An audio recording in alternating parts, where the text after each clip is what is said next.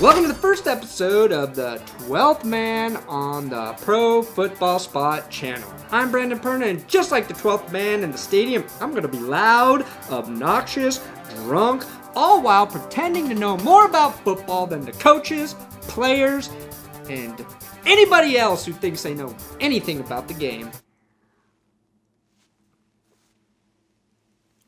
Yeah! In our inaugural episode, I'm going to be talking about why the Giants' 4-game winning streak is meaningless. We're also going to talk about Steve Smith, Tom Brady's temper tantrums, Ahmad Brooks' hit on Drew Brees. So let's kick this thing off the good old-fashioned way by making fun of dumb people. A Buffalo Bills fan, and yes, they do still exist, must have gotten bored of watching the two most average teams in the league play football. That would be the Jets and the Bills, because he decided to entertain himself by doing a really cool slide down the handrail up in the 300 level section of the stadium. This is him right here. Watch closely so you can see this idiot fall down to the 200 level stands, injuring himself and another guy who paid too much for his crappy seats. I know that both of these guys are okay, so that's why I can say this. The nosebleed section's just a name. You don't actually have to get a nosebleed when you sit up there. You do a cool butt slide down a handrail. It's pretty cool. And I'm really good at sliding things around my butt. If we could just go back to that part where I said I'm good at sliding things around my butt and retract it, just please forget I said that. It wasn't a Freudian slip, if that's what you're thinking. It was a bad joke. The New York Giants are on a 4-game winning streak. The surprising thing is that New York Giants fans actually believe their team has a chance to make the playoffs. And technically, that's true. But the 12th man, that's me, took a deeper look at the Giants' wins. And I realized they haven't beaten a real quarterback yet. They beat the quarterback nobody wants, Josh Freeman, and I wouldn't be too proud of a victory over Matt Barkley either. I'd be more impressed if they beat Charles Barkley in a situation where that would have made sense, and then they beat Terrell Pryor and Scott Tolzien. And I'm really sorry, Giants fans, but this quartet of quarterbacks is not a good litmus test for your playoff chances. I wish I could tell you what a good litmus test for your playoff chances would be, but I don't know what that word means. Now, you might have confused Monday Night Football's game for a backyard wrestling match between Aqib Talib and Steve Smith. These two dudes were fighting all night long until Aqib Talib left the game with hurt feelings. Steve Smith's not afraid to fight his enemies across the line of scrimmage. He's also not afraid to punch his own teammates in the face. He's not even scared to shoot real bullets at his sister's boyfriend. You know, the only thing Steve Smith really seems to be scared of is scoring points for my fantasy team. And after the game, when asked by Albert Breer about his matchup with Aqib Talib, Smith responded with these words for Aqib. You gonna ask him, cause he done finished the game. Ice up, son. Ice up, son.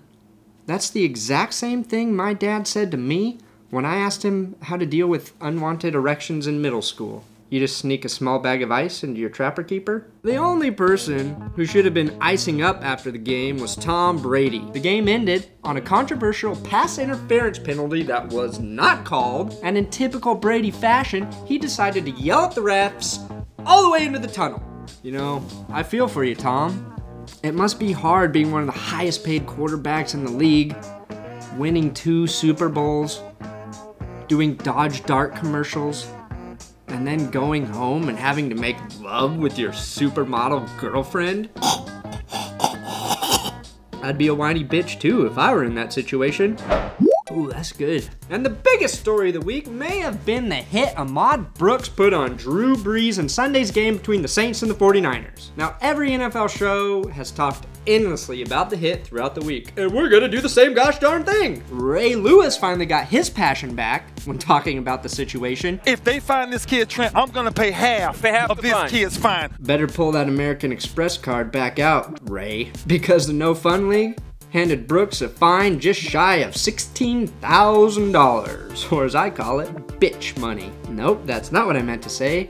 Or as I call it, half of my annual salary. That's right, ladies. I clear $30K a year. Want some?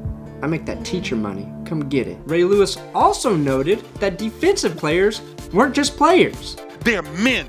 I'm pretty sure we already knew that, Ray. Drew Brees' neck slid down. Anyway, I think Mark Schlereth said it best in regard to the situation. It makes me sick. It makes me sick to my stomach. It makes me sick as well. You know what else makes me sick? Bacterial and viral infections.